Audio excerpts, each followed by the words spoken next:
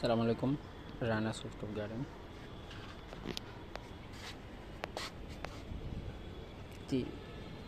Seedless জাতের লেবু, লেবুর মাস, থোকায় থোকায় লেবু আসে। আর আগের থেকেই আরও লেবু ধরা ছিল, আলহামদুলিল্লাহ এদিকে আরও ধরতেছে।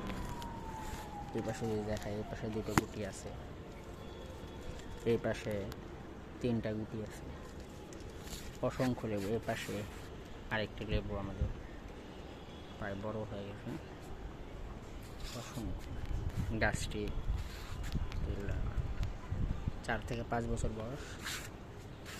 খাবারের একটু কমে, ফলটা এবার কম, বাট ভালো একটু কলম উপরে। ও আচ্ছা, উপরে আরও আছে,